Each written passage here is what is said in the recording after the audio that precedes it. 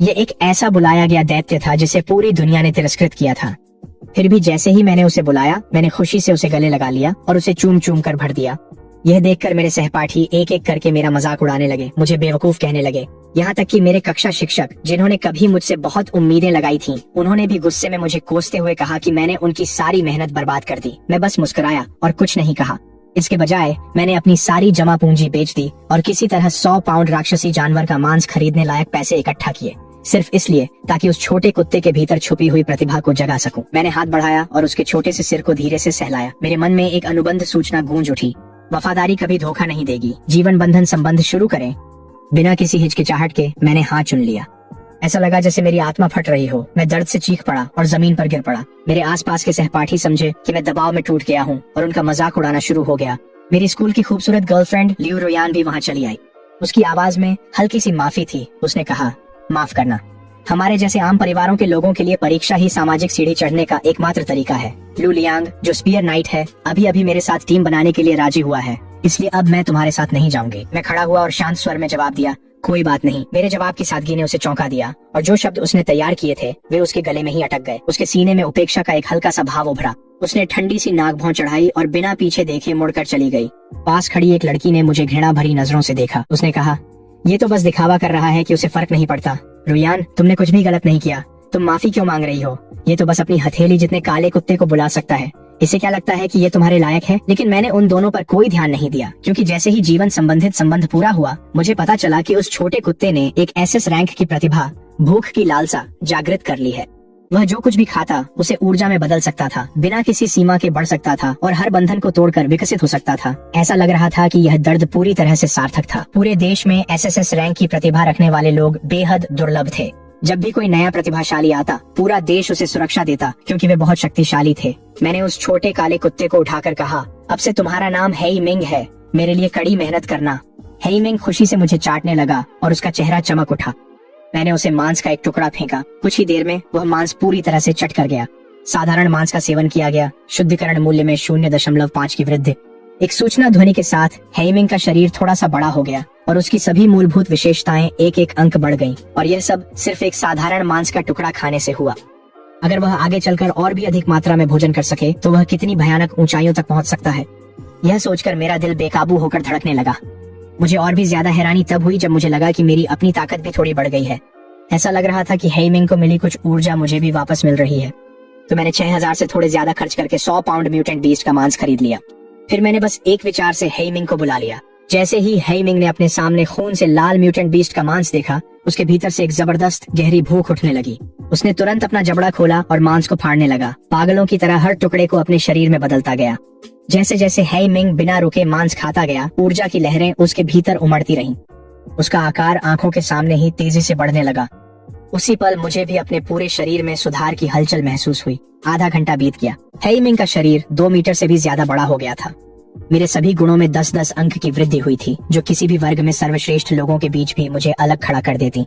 हेई Ming की लगभग cheat जैसी शक्ति बढ़ाने की विधि मेरी दूसरों से दूरी को अविश्वसनीय गति से कम कर सकती थी। ये सोचकर मैंने और देर नहीं की। मैंने सिस्टम में इवोल्यूशन बटन दबा दिया। जैसे ही सूचना की घंटी बजी, हेई मिंग के शरीर के भीतर से प्रतिभा की एक डरावनी लहर कांप उठी। काले रंग की एक विशेष विकासात्मक ऊर्जा का सैलाब बाहर की ओर फूट पड़ा। कोशिकाएं विभाजित हुईं, जीन फिर से संयोजित हुए, जीवन एक उच्चतर अस्तित्व की ओर छलांग लगा। बधाई हो, आपके समन किए गए बीस्ट हेई मिंग ने रैंड कौशल प्राप्त किया है और एक नई प्रतिभा जाइगेंटिफिकेशन जागृत की है। शरीर का आकार 3 गुना बढ़ गया है। शक्ति और रक्षा में 300% की वृद्धि हुई है। गति 50% कम हो गई है। इस विकास के साथ हेई मिंग की सभी विशेषताएं 50 अंकों से ऊपर पहुंच गईं और यह केवल स्तर 1 था। फिर भी विशेषताएं इतनी अधिक थीं, यहाँ तक कि शीर्ष स्तरीय समन किए गए बीस्ट भी इसकी तुलना नहीं कर सकते थे। समन किए गए बीस्ट को 4 श्रेणियों में बांटा गया था, निम्न, मध्य, उच्च और शीर्ष। वर्गीकरण का मानक प्रतिभा था। एस रैंक उच्च श्रेणी थी, डबल एस रैंक शीर्ष श्रेणी थी। अब तक कभी भी डबल एस रैंक प्रतिभा वाला समन किया गया बीस्ट नहीं देखा गया था। इसके बाद मैं हेई मिंग के साथ घर गया ताकि सो सकूं और अगले दिन की परीक्षा के लिए अच्छी तरह से तैयारी कर सकूं। अगली सुबह प्रवेश परीक्षा में भाग लेने वाले अनगिनत प्रतिभागी चौक में इकट्ठा हुए। लू वैन डंगवन में प्रवेश करते समय ध्यान रखने वाले मुख्य बिंदुओं को विस्तार से समझा रहे थे। इस परीक्षा में कई शीर्ष स्तरीय हाई स्कूलों के छात्र एकत्र हुए थे, जिससे प्रतिस्पर्धा लगभग असंभव रूप से तीव्र हो गई थी। लू लियांग, जो आत्मविश्वास से भरे हुए थे, पहले ही पसीने से तरबतर हो चुके थे।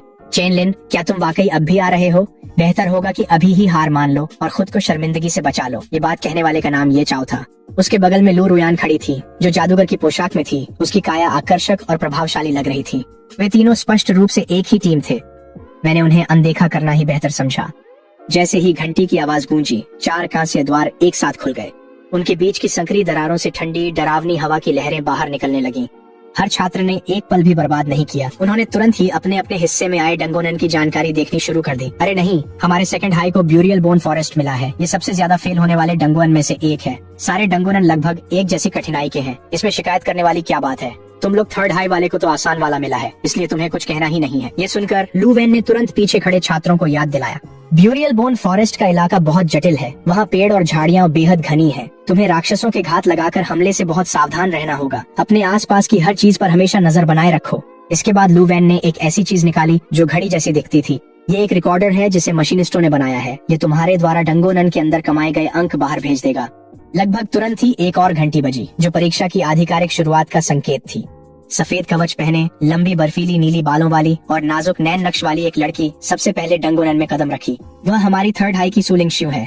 उसने अकेले प्रवेश करने का फैसला किया। जितने ज्यादा लोग टीम में होंगे, स्कोर मल्टीप्लायर उतना ही कम होगा। जिनमें सच में काबिलियत होती है, वे स्वाभाविक रूप से अकेले ही जाते हैं। चौक के चारों ओर बैठे अनगिनत दर्शक उत्साह से गूंज उठे, आपस में बातें करने लगे। एक विचार के साथ मैंने डंगोन से जुड़ाव स्थापित किया। एक सफेद रोशनी की चमक ने मुझे अकेले ही घेर लिया। मैंने भी अकेले ही प्रवेश करने का फैसला किया। सभी के प्रवेश करने के बाद एक 20 स्तर के मध्य आयु वर्ग के व्यक्ति ने अपना हाथ उठाया। 4 जल पर्दे प्रकट हुए जो डंगोन के अंदर की सीधी तस्वीरें दिखा रहे थे। उसी समय एक सफेद रोशनी की चमक फूटी। सेकंड हाई के एक छात्र ने स्वेच्छा से डंगोन से बाहर निकलने का विकल्प चुना था। सेकंड हाई स्कूल के शिक्षकों ने एक दूसरे की ओर देखा, फिर एक एक करके चुपचाप अपने सिर नीचे कर लिए, क्योंकि उन्हें पता था कि कई दर्शक उन्हें देख रहे हैं। ली मिंगजी के चेहरे पर उदासी छा गई। वह बिना कुछ बोले पानी की स्क्रीन को घूरता रहा। छवि धीरे धीरे बदल गई। स्क्रीन पर एक अकेला युवक घने जंगलों से होते हुए अपने आसपास के वातावरण का जायजा ले रहा था। ली मिंगजी के चेहरे पर हैरानी के भाव आ गए। एकल प्रवेश? फिर उसने पूछा, क्या कल की कक्षा परिवर्तन समारोह में सेकंड हाई में हमारे पास इस स्तर का कोई छात्र आया था? इन शब्दों पर लू वेन को समझ नहीं आया कि वह कैसे जवाब दे। उसे अच्छी तरह पता था कि मैं तो बस एक साधारण समनर हूँ। फिर भी डंगोनन के अंदर थोड़ी सी चक्कराहट के बाद मैं तुरंत सतर्क हो गया और अपनी नजरें चारों ओर घुमा दी। अचानक ऊपर से कुछ गिरने की आवाज आई। जरा भी हिचकिचाए बिना मेरा बायां हाथ उठा और 1 मीटर से भी लंबा एक दंड हवा में प्रकट हो गया। एक बाल्टी जितना मोटा गहरा हरा सांप पल भर में ऊपर से झपट पड़ा। उसका सिर चौड़ा होकर खुल गया, जिसमें घने और डरावने दांतों की कई कतारें दिखाई दी। मैंने दंड को कसकर पकड़ा और उसके दूसरे सिरे से सफेद रोशनी की एक लकीर चमकी। वह पल भर में गहरे हरे सांप के शरीर को भेद गई। सांप, जिसका शरीर 2 हिस्सों में कट गया था, कटी हुई पतंग की तरह जमीन पर गिर पड़ा। आपने सफलतापूर्वक एक जहरीले फेंक वर्म को मार गिराया है। अनुभव अंक प्राप्त 5। ठीक उसी समय मेरी कलाई पर लगे उपकरण में एक सूचना चमकी। स्कोर में 15 अंक जोड़े। बाहर देखने वाले सभी लोग पूरी तरह से स्तब्ध रह गए थे। क्या वह एक समनर नहीं है? ऐसी प्रतिक्रिया गति, ऐसी फुर्ती, यह तो केवल बहुत ऊंचे फुर्ती के गुणों से ही संभव है।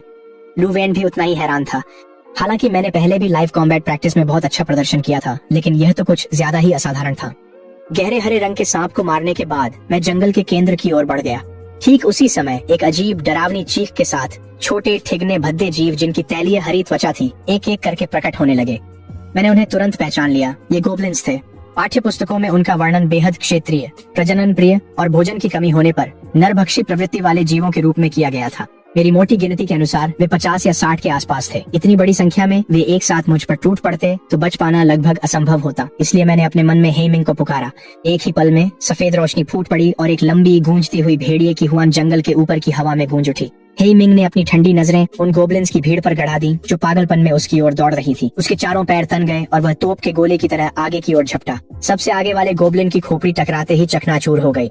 बाईं और दाएं के गोब्लिन चीख उठे, अपने हथियार उठाए और पूरी ताकत से उन पर वार किया। तेज हथियारों ने हेमिंग की पीठ पर जोरदार आवाज के साथ वार किया, लेकिन छूते ही वे टूट गए। हेमिंग ने एक गोब्लिन के सिर पर जोरदार पंजा मारा और उस प्राणी की खोपड़ी वहीं फट गई। हेमिंग ने पूरी तरह से अपनी रक्षा छोड़ दी और ऐसे कत्लेआम मचाया जैसे किसी खाली मैदान से गुजर रहा हो। यहाँ तक कि मंदबुद्धि गोब्लिन्स के भीतर भी एक स्वाभाविक डर दौड़ गया। उन्होंने अपना हमला रोक दिया और अंधाधुंध घबराए हुए पीछे हटने लगे। मैंने कहा, अब तुम यहाँ से कोई नहीं जाएगा। मैंने हेमिंग को भेजा और खुद पास के गोब्लिन्स को काटने बढ़ा। इस कत्लेआम से बाहर हड़कंप मच गया। वाह, क्या हमारे सेकंड हाई में वाकई इतना जबरदस्त सीनियर है? उसका समन किया गया जानवर इतना ताकतवर है, ये तो एक बात है, लेकिन वह खुद भी लड़ाई में इतना मजबूत कैसे है? सेकंड हाई की दर्शक दीर्घा में पहले और दूसरे वर्ष के छात्र उत्साह से गूंज उठे। 10 मिनट से भी ज्यादा पहले जब मैं पहली बार गोब्लिन्स से टकराया था तो उनमें से ज्यादातर ने मुझे लगभग बाहर मान लिया था। फिर भी हमने पूरे गोब्लिन झुंड का सफाया कर दिया, एक भी जीवित नहीं छोड़ा। ये सब होते देख ली मिंग जी का चेहरा खुशी से खिल उठा। इतनी जल्दी यहाँ तक पहुँच जाना कम से कम बी रैंक प्रतिभा है, और वो भी ग्रोथ टाइप। इसकी क्षमता तो लगभग उच्च स्तरीय समन किए गए जीव के बराबर है। सेकंड हाई आखिरकार अपने नाम के अनुरूप एक प्रतिभाशाली छात्र देने जा रहा है। वह तुरंत अपने पीछे खड़े व्यक्ति की ओर मुड़ा। चेन लिन का स्कोर अभी कितना है? रिकॉर्डर के डेटा के अनुसार उसका वर्तमान स्कोर 560 है। इससे वह हमारे सेकंड हाई में पहले स्थान पर है। हालांकि थर्ड हाई की सुलिंग शुए कहीं ज्यादा डरावनी है। उसका स्कोर 830 है, जिससे वह बाकी सभी से काफी आगे है। ये सुनकर ली मिंग जी और बाकी सभी शिक्षक हैरानी से सांस रोक कर रह गए। डंगोनन शुरू हुए अभी 20 मिनट भी नहीं हुए थे। उसके पास पहले ही पूरे प्रांत में पहले स्थान पर आने का वास्तविक मौका था। डंगोनन के अंदर गोब्लिन की लाशों से एक के बाद एक प्रकाश के गोले उठे और मेरे शरीर में समा गए। मेरा स्तर तेजी से बढ़कर स्तर 2 हो गया। मानसिक गुणों में मामूली रूप से 5 अंक की वृद्धि हुई।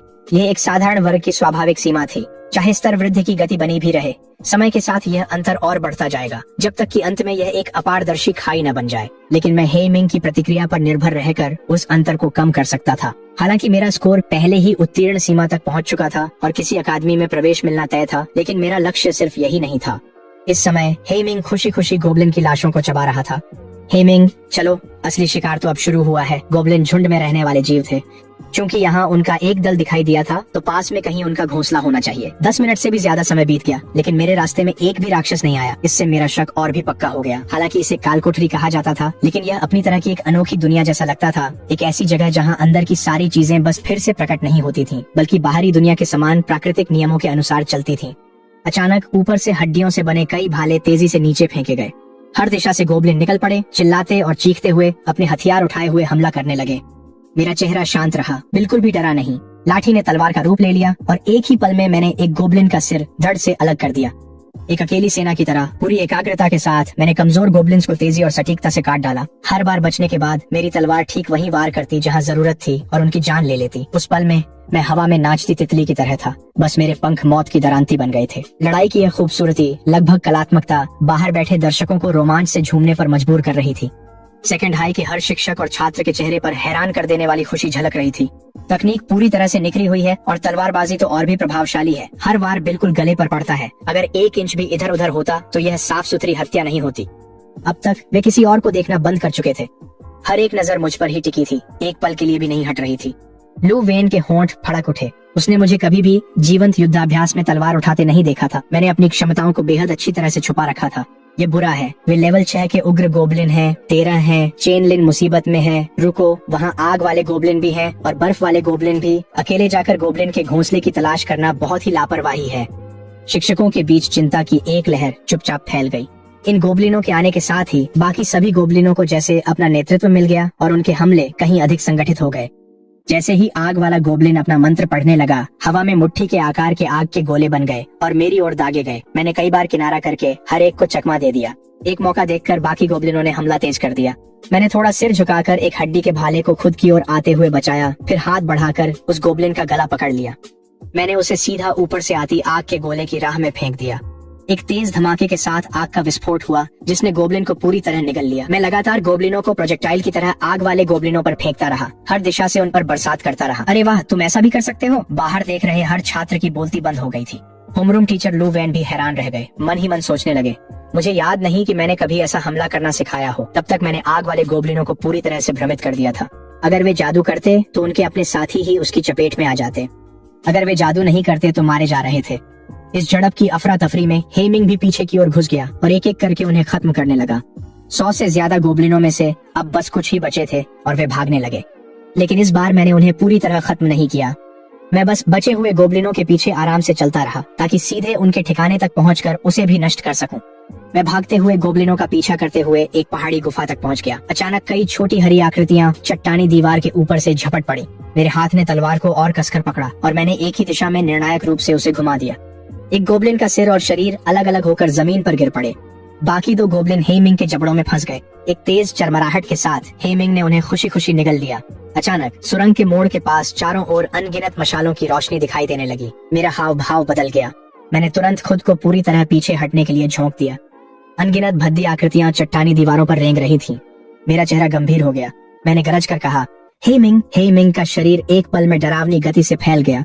वह आगे की ओर लपका, हवा में झुंड बनाकर उड़ते गोबलिनों से टकरा गया। हर दिशा में गोबलिन इधर उधर उड़ गए। हे मिंग ने अपना एक विशाल पंजा जोर से पटका। उसके नीचे जो भी था उसे कुचल दिया, जब तक कि उनके शरीर खून और मांस के गंदे ढेर में नहीं फट गए। उसी समय एक कान फाड़ू जंगली दहाड़ गूंजी।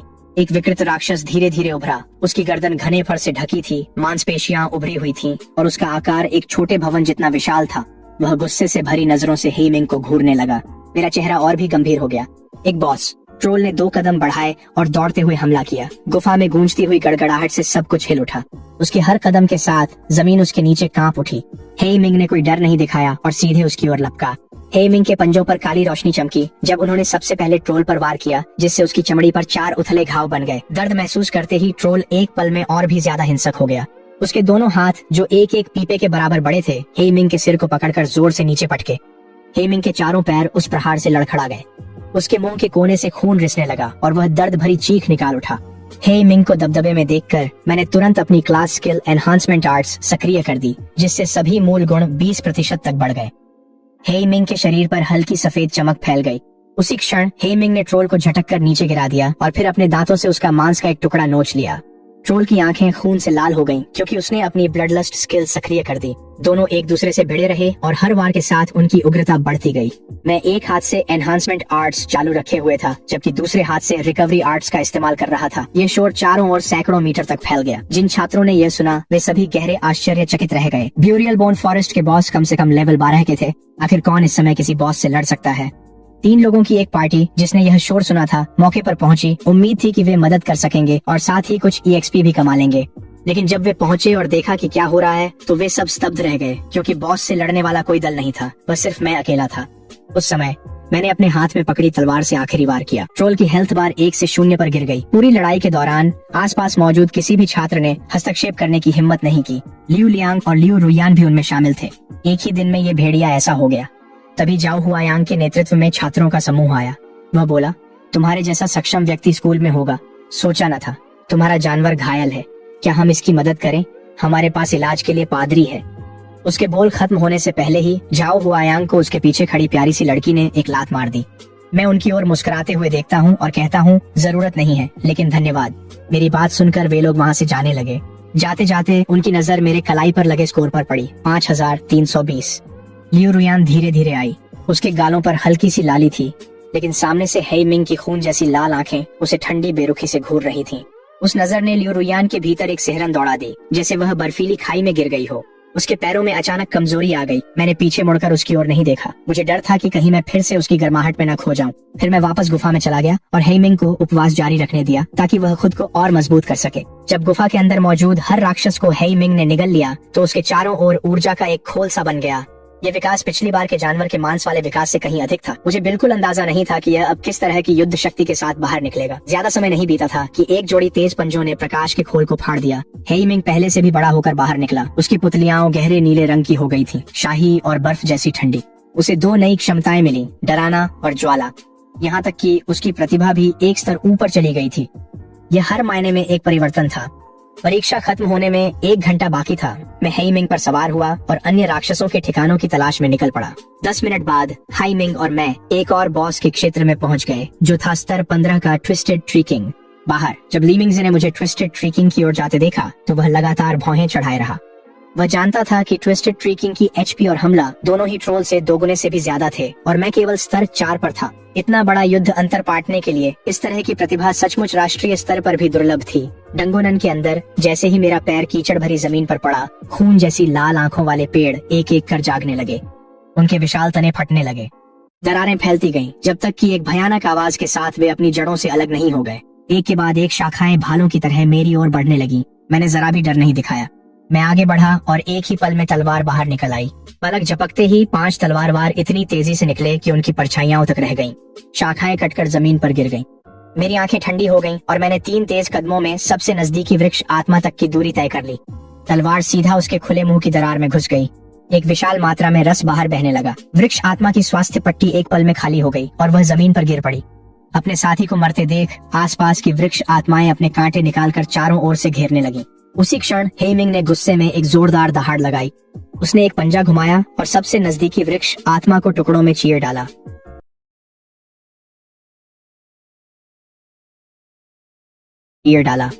फिर हेमिंग के शरीर से काले ज्वाले फूट पड़ी जो उसे पूरी तरह ढक गईं और वृक्ष आत्मा को आग लगा दी जो तेजी से दूसरों तक फैल गई। वृक्ष आत्माएं डर के मारे चीखने और तड़पने लगी। फिर भी चाहे वे जितनी भी बेतहाशा छटपटाएं, काली ज्वालाएं बुझने का नाम नहीं ले रही थीं। काली ज्वालाएं उनकी जिंदगियों को ही निगल रही थीं। ये सब देखकर मैं भी चौंक गया। मुझे उम्मीद नहीं थी कि हेमिंग की ज्वाला की क्षमता इतनी विनाशकारी रूप से प्रभावी होगी। जल्द ही वृक्ष आत्माएं काले अग्निसागर में पूरी तरह से राख में बदल गईं। काली ज्वालाएं वापस हेमिंग के शरीर में समा गईं। जिन राक्षसों को इन ज्वालाओं ने मारा उनके लिए हेमिंग को मांस खाने की प्रक्रिया पूरी तरह छोड़नी पड़ती थी और वह सीधे ऊर्जा को अवशोषित कर सकता था। थोड़े ही समय में हेमिंग और मैं दोनों एक साथ स्तर बढ़ा गए। मेरा स्कोर अचानक बढ़कर 7120 अंक हो गया। तभी अचानक जमीन फट गई और अनगिनत सुनहरी शाखाएं जो बाजू जितनी मोटी थीं, ऊपर की ओर फूट पड़ी। वे पल भर में लिपटती और कसती हुई ऊपर की ओर बढ़ गईं। दूर से एक गुस्से से भरी भयानक चीख सुनाई दी। सैकड़ों वृक्ष आत्माएं रास्ता बनाती हुई एक विशाल वृक्ष राजा को, जो 100 मीटर से भी ऊंचा था, धीरे धीरे सामने लाईं। मैं चुपचाप एक कदम पीछे हट गया। हालांकि अब मेरी सभी मूल विशेषताएं 50 अंकों से ऊपर जा चुकी थीं, लेकिन सीधे सिर के बल दौड़ पड़ना शायद मेरा अंत ही कर देता। मैं अपनी सीमाओं को अच्छी तरह जानता था। हेमिंग, उन पर हमला करो। मजबूत दुश्मनों से निपटना तो बुलाए गए जानवर का ही काम है। हेमिंग की आंखों में एक जंगली चमक कौंध गई। उसके पूरे शरीर पर काले ज्वाले भड़क उठी। वह अपनी सबसे शक्तिशाली रूप में केंद्रीय विकृत वृक्ष राजा की ओर झपट पड़ा। काली ज्वालाएं सब कुछ निगल गईं। एक के बाद एक वृक्ष आत्माएं दर्द से कराह उठी। मैंने अपने मौके का इंतजार किया और बचे खुचे दुश्मनों को खत्म करने के लिए आगे बढ़ा। अपने साथियों को एक एक कर दर्दनाक मौत मरते देख विकृत वृक्ष राजा ने एक लंबी गूंजती हुई दहाड़ छोड़ी। असंख्य सुनहरी शाखाएं हर दिशा से हेमिंग की ओर बढ़ने लगी। हेमिंग ने सारी रक्षा छोड़ दी और सीधे विकृत वृक्ष राजा के मुख्य शरीर की ओर दौड़ पड़ा। हेमिंग के धारदार पंजों पर काली रोशनी चमकी जब उन्होंने विकृत वृक्ष राजा पर जोरदार वार किया, उसकी छाल को फाड़ते हुए। विकृत वृक्ष राजा का चेहरा गुस्से से विकृत हो गया। हर शाखा एक साथ अलग अलग कोणों से हेमिंग की ओर बढ़ी। हेमिंग की शारीरिक रक्षा मजबूत थी। वह अडिग रहा। काली ज्वालाएं ऊपर चढ़ने लगीं और विकृत वृक्ष राजा घबरा गया। उसे महसूस हुआ कि उसकी अपनी जीवन शक्ति धीरे धीरे कुतरी जा रही है। विकृत वृक्ष राजा डर गया था। वह बुरी तरह छटपटाया, भागने की कोशिश करने लगा, लेकिन हेमिंग ने गगनभेदी गर्जना की। एक ही पल में काली ज्वालाएं जंजीरों की तरह उसके चारों ओर लिपट गईं, उसे जकड़ लिया। हेमिंग का हमला और भी अधिक क्रूर होता गया। तब तक झाओ हुयांग और बाकी 3 लोग जो अभी अभी मदद के लिए पहुंचे थे, घबराकर निगल गए। उनके चेहरे पर विस्मय की जमी हुई अभिव्यक्ति थी। 15वीं स्तर का द्वितीय श्रेणी का विकृत वृक्ष राजा पूरी तरह से दबा हुआ था। उन्हें वहां देखकर मैं खुद भी कुछ हैरान था। इसी समय एक विशाल प्राणी के गिरने की जोरदार आवाज गूंजी। विकृत वृक्ष राजा पराजित हो चुका था। मेरे शरीर से सफेद रोशनी उठी और मेरा स्तर बढ़कर 8 हो गया। उसी समय रिकॉर्डर पर अंक 3000 और बढ़ गए। बाकी बचे वृक्ष आत्माओं को मैंने बाकी चारों के लिए छोड़ दिया ताकि वे उन्हें खत्म कर सकें। मियाओ शान का मुंह थोड़ा खुला रह गया। इतने सारे अंक जुटाना तो जैसे बहुत ही आसान लग रहा है। कुछ ही मिनटों में उनके अंक शीर्ष श्रेणी की अकादमी की न्यूनतम आवश्यकता से कहीं आगे निकल गए। झाओ हुयांग ने कहा, मुझे लगता है ये सब चेनलिन के हेमिंग की वजह से है। उसकी धमक ही अपने आप में पागलपन की हद तक है। चाहे हमने जितने भी वृक्ष आत्माओं को काट डाला, उनमें से एक ने भी पीछे मुड़कर देखने की हिम्मत नहीं की। तब तक सारी काली लपटें वापस हेमिंग के शरीर में समा चुकी थीं। अपने सामान्य रूप में हेमिंग की ऊंचाई 7 मीटर तक पहुंच गई थी। मेरे सभी मूल गुण 70 अंकों से ऊपर जा चुके थे। मेरा स्तर ठीक 10 तक पहुंच गया था। ये परीक्षा प्रयास पूरा हो चुका था। रंगोनन ने सभी को जबरन बाहर टेलीपोर्ट करना शुरू कर दिया। एक एक करके अनगिनत छात्र सफेद रोशनी में नहाए और वापस विशाल खुले प्रांगण में लौट आए। एक साथ ही चारों ओर से जयकारें गूंज उठी। 7 मीटर लंबा हेमिंग मेरे ठीक बगल में झुका हुआ था, स्थिर और बेहद प्रभावशाली। उसने सच में कर दिखाया, पहला स्थान हासिल किया। ली मिंगजी और बाकी शिक्षक उत्साह से लाल हो गए थे। बिल्कुल डरावना है। कुल मिलाकर 3 अलग अलग प्रतिभाएं, और वह खुद भी अपने आप में बेहद शक्तिशाली है। एक समनर होते हुए इतनी ज्यादा हत्याएं करना, ऐसा पहले किसी ने नहीं किया है। लुवेन, तुम्हारे पास तो कमाल का छात्र है। चलो चलते हैं। हम अभी चेनलिन का स्वागत करने जा रहे हैं। ली मिंगजी खुद को मुश्किल से काबू में रखते हुए दूसरों को पकड़कर उनके साथ खींच ले गया। प्रांगण के किनारे पर लुरुयान पीला चेहरा लिए खड़ी थी। उसे 1 घंटे पहले ही बाहर कर दिया गया था और वह उच्च स्तरीय अकादमी के लिए भी योग्य नहीं हो पाई। उसके दिमाग में ये सब मेरी ही गलती थी। मेरा बुलाया गया जानवर साफ तौर पर कमजोर नहीं था, फिर भी मैंने उसे कभी नहीं बताया। अगर मैंने बताया होता तो वह कभी लू लियांग के साथ टीम नहीं बनाती। ये सोचते हुए लू रुयान की आंखों में एक जहरीली चमक आ गई। प्रांगण के दूसरी ओर सु लिंगशु तीसरे हाई के शिक्षकों और प्रिंसिपल से घिरी हुई थी। शिक्षक और प्रिंसिपल आपस में आहें भर रहे थे। सेकंड हाई वाकई किस्मत वाला है ऐसा प्रतिभाशाली छात्र पाकर। सच है, सच है। सू लिंगशु, निराश मत हो। तुम्हारा 19,500 का स्कोर पहले से ही असाधारण है। सू लिंगशु मुस्कुराई और बोली कि वह ठीक है। फिर उसने कुछ जिज्ञासा के साथ अपनी नजर सेकंड हाई की दिशा में घुमा दी। उसके चेहरे पर सोच भरी थी। तभी प्रांतीय रैंकिंग भी आ गई। हैरानी की बात नहीं थी कि मैंने टॉप किया। हे मिंग वाकई अलग था। उसकी तरक्की बेमिसाल थी और हर बार के विकास के साथ उसकी युद्ध शक्ति और भी डरावनी होती जा रही थी। तब तक मैं अपनी अगली समन की जाने वाली बीस्ट का इंतजार करने लगा था। घर लौटकर मैंने यह खुशखबरी अपनी छोटी बहन और माँ के साथ साझा की। प्रांत में पहले स्थान के लिए मिलने वाली 10 लाख की इनामी राशि भी मेरे खाते में आ गई थी। अब से माँ और मेरी बहन को इतनी किफायत से जीने की जरूरत नहीं पड़ेगी। इसके बाद मैं अपने कमरे में लौट आया ताकि अपनी पहली ट्रांसेंडेंस की तैयारी कर सकूं। पहली ट्रांसेंडेंस के लिए एक रैंडमली मैच की गई ट्रांसेंडेंस डंगन को क्लियर करना जरूरी था। पैनल को देखते हुए मैंने बिना किसी हिचकिचाहट के बटन दबाया और मैं पल भर में कमरे से गायब हो गया। Coordinate ID 08694। यह एक ऐसा संसार है जो घावों से भरा हुआ है, पूरी तरह से टूटने के कगार पर है। मानवता की आखिरी चिंगारी बुझने के कगार पर है। क्या तुम उद्धार लाओगे या विनाश? वैकल्पिक मिशन 1000 डिजास्टर बीस्ट्स का सफाया करो। अपनी क्षमता के अनुसार बचे हुए लोगों की रक्षा करो। वैकल्पिक मिशन 2 डिजास्टर मैट्रियार्क को सब कुछ निगलने में सहायता करो ताकि वह विकसित हो सके। प्रतिभागी 10। समय सीमा 24 घंटे। ब्लू स्टार पर स्वेच्छा से वापस नहीं लौट सकते। बिना किसी चेतावनी के मैं अचानक खंडहरों के बीच प्रकट हो गया। मैंने हल्का सा भौहें चढ़ाई और बिना कोई देर किए मिशन 1 को चुना। तुम कहते हो कि डिजास्टर मैट्रियार्क सब कुछ निगल जाती है, लेकिन क्या तुम जानते हो कि हे मिंग असल में है क्या? उसी समय मेरे बगल के कांच के दरवाजे से एक आकृति जोर से टकराती हुई आई। टूटे हुए कांच की बारिश के बीच एक नन्ही सी लड़की जमीन पर गिर पड़ी। एक रेंगता हुआ डिजास्टर बीस्ट जिसका शरीर खून से सना और चमड़ी रहित था, दुकान के अंधेरे अंदरूनी हिस्से से बाहर झपट पड़ा। फिर वह लड़की की ओर झपटा। लड़की पास पड़ी एक लंबी छुरी तक पहुंचने की कोशिश कर रही थी, लेकिन वह एक कदम पीछे रह गई। मौत का डर उस पर हावी हो गया। उसने स्वाभाविक रूप से खुद को बचाने के लिए दोनों हाथ उठा लिए। उसी पल तलवार की एक चमकती लकीर हवा में कटी। डिजास्टर बीस्ट का सिर उसके शरीर से अलग हो गया और संतुलन खोते ही वह जमीन पर गिर पड़ा। मैंने उस लड़की की ओर देखा जो अब भी सदमे में जमी हुई थी और बोला, नमस्कार, मेरा नाम चेन लिन है। मैं लुयू हूँ। मैं उससे इस दुनिया के बारे में पूछने ही वाला था कि तभी दूर से एक तीखी आवाज सुनाई दी, कुछ गड़बड़ है, सब लोग पीछे हट जाओ। लुयू के चेहरे का भाव तुरंत बदल गया। उसने मेरा हाथ पकड़ा और जाने लगी। हट जाओ वरना। उसने वाक्य पूरा नहीं किया। दूर से एक कार हवा में तेजी से आती हुई दिखाई दी। मैंने जोर से झटका दिया, लुयू को अपने पीछे फेंक दिया। मैंने अपनी छड़ी क्षैतिज रूप से उठाई और टक्कर झेलने के लिए खुद को तैयार किया। टक्कर की जबरदस्त ताकत के कारण मैं 10 मीटर से भी ज्यादा दूर तक घिसटता चला गया। तब जाकर रुका। लुयू का चेहरा डर के मारे पीला पड़ गया। उसने दर्द को नजरअंदाज किया और मेरी ओर दौड़ी। क्या तुम ठीक हो? मैंने अपने शरीर में उमड़ती ऊर्जा को संभाला और सिर हिला दिया। फिर मैंने आगे देखा कि हमारे सामने क्या खड़ा था। एक आपदा राक्षस जो 2 पैरों पर खड़ा था और उसके पूरे शरीर पर नुकीले डरावने कांटे थे। वो एक ब्लेड डेमन है। हम बच नहीं सकते। लू की नजर गंभीर हो गई। उसकी उंगलियां अनायास ही उसकी छुरी के हैंडल को कसकर पकड़ने लगी। ब्लेड डेमन तेजी से और करीब आता जा रहा था। अगले ही पल मेरे पैरों के नीचे की जमीन अचानक धंस गई। लू के प्रतिक्रिया करने से पहले ही एक आकृति उसके पास से झपटती हुई निकल गई। मैंने अपनी तलवार निकाली और सीधे उसका सामना करने के लिए आगे बढ़ा। स्टील ने ब्लेड डेमन की धारदार भुजाओं से टकराकर तेज झंकार पैदा की। ब्लेड डेमन चीखा और अपनी दूसरी ब्लेड वाली भुजा मेरे सिर की ओर घुमा दी। मैंने उसे जोर से पीछे धकेल दिया। फिर मैंने लू से चिल्लाकर कहा, लू मुझे अपनी छुरी दो। एक पल की भी देर किए बिना लू ने छुरी का हैंडल पकड़ा और मेरी ओर फेंक दी। मेरी आंखों में मारने की तीव्र इच्छा भर गई। ब्लेड डेमन ने जैसे मेरी चुनौती को महसूस किया और तुरंत झपट पड़ा। उसकी दोनों ब्लेड वाली भुजाएं उन्माद में तेजी से घूमने लगी। मैं जरा भी नहीं घबराया। एक हाथ में छुरी, एक हाथ में तलवार थी। कुछ ही सेकंड में दर्जनों वार दोनों ओर से हुए, इतनी तेजी से कि उनकी परछाइयां तक रह गईं। 1000 से भी ज्यादा वार पलटवार के बाद मुझे उसकी रक्षा में एक खाली जगह दिखी। मैंने अपना सिर हल्का सा झुकाया ताकि जानलेवा वार से बच सकूं। फिर मेरे बाएं हाथ ने लंबी छुरी को ऊपर की ओर घुमा दिया। उसकी तेज धार ने ब्लेड डेमन की भुजा को साफ साफ काट दिया। इसके प्रतिक्रिया करने से पहले ही तलवार सीधा उसके दिल में घुस गई। कठोर चमड़ी को चीरते हुए दूसरी ओर निकल गई। लियो पास आई, अपना अब भी दुखता हाथ सहलाते हुए बोली, तुम इस दुनिया के नहीं हो। मैंने हल्की सी मुस्कान दी और सहजता से कहा, क्या तुम मुझे इस दुनिया के बारे में बता सकती हो? ये सब मियाज़मा की वजह से है। मियाज़मा पूरे 1 महीने से चल रहा था।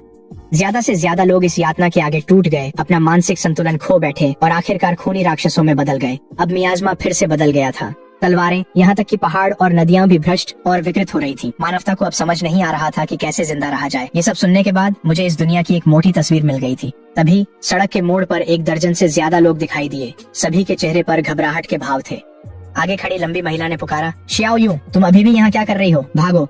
उसके बोलने से पहले ही जमीन हल्के हल्के कांपने लगी, जैसे कोई बाढ़ उनकी ओर उमड़ रही हो। ऊपर आसमान में गहरे लाल रंग की उग्र ऊर्जा का एक गुब्बार इकट्ठा होने लगा। असंख्य आपदा जंतु ऊंची इमारतों की छतों पर प्रकट हो गए। उनकी खूनी आंखें नीचे मौजूद सभी लोगों पर टिकी थीं। उसी क्षण लाल ऊर्जा ने एक दीवार का रूप ले लिया जो सबको घेरने लगी और धीरे धीरे पास आती जा रही थी। सभी ने घबराकर निगल लिया। शियाओ, जब कुछ भी हो तो मेरे पास ही रहना। ये कहने के बाद लोलुओ ने मेरी ओर देखा।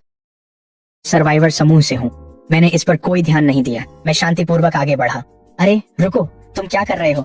हम अभी चारों तरफ से घिरे हुए हैं। ये समय किसी एक के हीरो बनने का नहीं है। मैं मुस्कुराया और बोला, नहीं, असल में वे ही मुझसे घिरे हुए हैं। इतने सारे आपदा जंतु, अगर मैं इन्हें सबको मार दूं तो मेरी मूल्यांकन रेटिंग तो एकदम ऊपर चली जाएगी। हे मिंग, एक सफेद रोशनी के झटके के साथ 7 मीटर लंबा हे मिंग एक पल में प्रकट हो गया। एक गर्जना ने आकाश को हिला दिया। हे मिंग की पुतलियां उसके सामने आपदा जंतुओं की भीड़ पर ठंडी नजरों से घूम गईं। फिर वह अपने विशाल रूप में बदल गया। उसका शरीर फटकर 28 मीटर तक फैल गया, जो आसपास की कुछ इमारतों से भी ऊंचा था। हेमिंग ने अपने चारों पैरों से जोरदार धक्का दिया। जैसे ही हेमिंग ने खुद को आपदा जंतुओं की भीड़ में मिसाइल की तरह फेंका, जमीन तुरंत टूट गई और हर दिशा में दरारें फैल गईं। झुलसाती तपती गर्मी में घिरे हुए हर आपदा जंतु कुछ ही सेकंड में चिल्लाते हुए मर गया। पीछे से देख रहे सभी लोग पूरी तरह से अवाक रह गए। अचानक दर्जन भर आपदा जंतुओं ने मुझ पर सीधा हमला कर दिया। सावधान रहो, लुओलुओ की आवाज गूंजी। वह स्वाभाविक रूप से मेरी मदद के लिए आगे बढ़ी, लेकिन अगले ही पल वह वहीं रुक गई। मैं पीछे नहीं हटा बल्कि आगे बढ़ा। एक हाथ में चाकू और एक में तलवार लेकर मैंने आने वाले आपदा जंतुओं को ऐसे काट डाला जैसे सब्जी काट रहा हूँ। पल भर में उन सभी को मार गिराया गया। लुओलुओ का मुंह खुला का खुला रह गया। उसने मन ही मन सोचा, उस पर मियाज़मा का कोई भी भ्रष्ट प्रभाव नहीं दिख रहा है। उसे तो कमजोर होना चाहिए था। अचानक उसके मन में एक संभावना आई। 6 महीने पहले जब वह सामान की तलाश में थी, उसने ऐसे लोगों को देखा था जिन पर भ्रष्टता का कोई असर नहीं था, लेकिन वे उतने ही शक्तिशाली थे। उन लोगों ने जीवित बचे लोगों के छिपे हुए अड्डे को नष्ट कर दिया था, जिससे वे आपदा जंतुओं के सामने आ गए और मारे गए। जब उन्होंने देखा कि बचे हुए लोग भागने की कोशिश कर रहे हैं, तो उन्होंने उन्हें रोकने के लिए उनकी टांगें तक तोड़ दी। तुम जैसे कचरे, और तुम सोचते हो कि मेरे साथ चल सकते हो? क्या मजाक है? वह बात लुओलुओ कभी नहीं भूली थी। ऐसा लग रहा था कि लुओलुओ क्या सोच रही है। यह भांप कर लियो ने तुरंत हस्तक्षेप किया। चेन लिन उन लोगों से अलग है।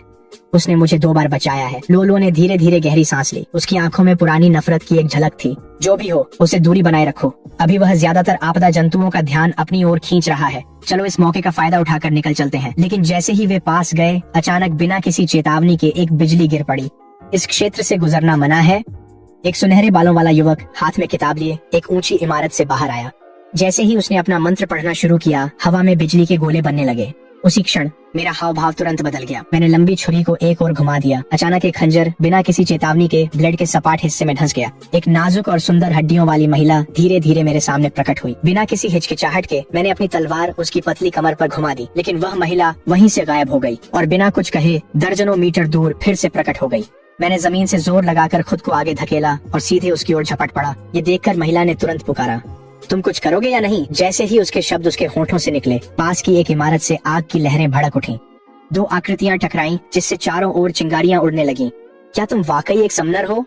आग की लपटों से घिरे विशालकाय आदमी ने अविश्वास से कहा। झुलसाने वाली लपटें मेरी ओर भड़क उठी। मेरा चेहरा ठंडा ही रहा। मैंने तलवार उसके अंदर घुसेड़ दी और उसे पीछे धकेल दिया। अलग अलग दिशाओं से 4 और लोग बाहर आ गए। ट्रांसेंडेंस डंगियंस में लड़ाकों का आपसी संघर्ष वर्जित है। उल्लंघन पर तुरंत कार्रवाई होती है। हालांकि गुटों में विभाजित डंगियंस अपवाद हैं। कोई मिशन एक क्यों चुनेगा? क्या तुम्हें नहीं सिखाया गया कि डंगियन में उद्देश्य कैसे चुने ताकि जीवित रह सके? साफ है कि डिजास्टर बीस्ट गुट का पलड़ा भारी है। समझदार व्यक्ति जानता है कि किस पक्ष को चुनना है। जब वे 6 लोग मुझे फंसे हुए शिकार की तरह देख रहे थे, तो मैंने कहा, क्या तुमने सुना है, बेहतरीन शिकारी अक्सर शिकार बनकर ही आता है। क्या तुम्हें लगा मैंने तुम्हें यहाँ बिना किसी योजना के बुलाया है? तुम सबने काफी बातें कर ली। अब मैं तुम्हें तुम्हारे अंत की ओर आमंत्रित करता हूँ। शुरू करें? मेरे चेहरे पर धीरे धीरे एक मुस्कान फैल गई। मेज सज चुकी है और हर व्यंजन परोसा जा चुका है। अब हेमिंग की दावत का समय है। एक भयंकर गर्जना चारों ओर गूंज उठी।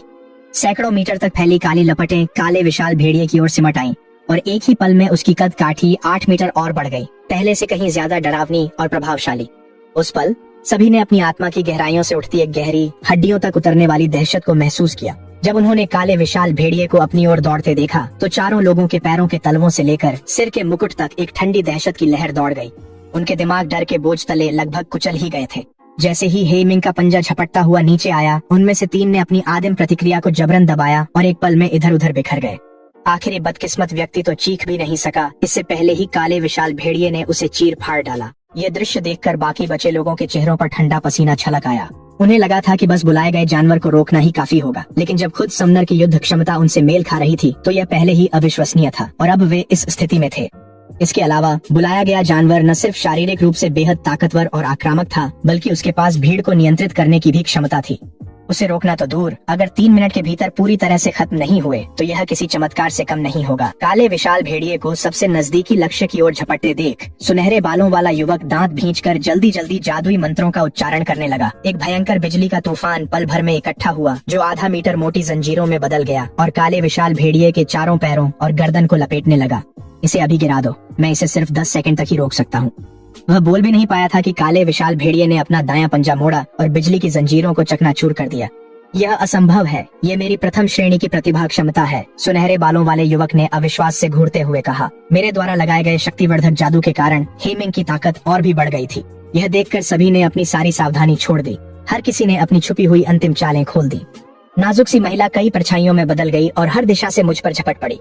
फिर अचानक बर्फीले टुकड़ों की एक बौछार उसके सिर के ऊपर से बरसने लगी, जिससे वह कदम दर कदम पीछे हटने को मजबूर हो गई। बर्फीले रंग के लंबे बालों वाली एक लड़की मापी हुई शालीनता के साथ आगे बढ़ रही थी। उसके हर कदम के साथ जहां वह खड़ी होती वहां से जमीन पर पाला फैल जाता। जो भी आपदा जंतु पास आते वे बिना किसी अपवाद के बर्फ की मूर्तियों में बदल जाते। उसने कहा, मैं उसे रोक लूंगी। वह विशालकाय आदमी जलती हुई आग की लहर में आगे बढ़ा। बाकी तीनों ने एक साथ हमला किया, मुझे एक ही झटके में खत्म करने के इरादे से। लेकिन तभी एक गूंजती हुई दहाड़ सुनाई दी। सुनो छोटे मोटे, मेरी तरफ देखो। एक ही पल में उन तीनों ने अपना सिर घुमा लिया और उनकी नजरें उस भारी भरकम शख्स पर टिक गईं जो ढाल उठाए खड़ा था। फिर उन तीनों के पीछे, जो अपने गुस्से में होश खो बैठे थे, काला विशाल भेड़िया प्रकट हुआ।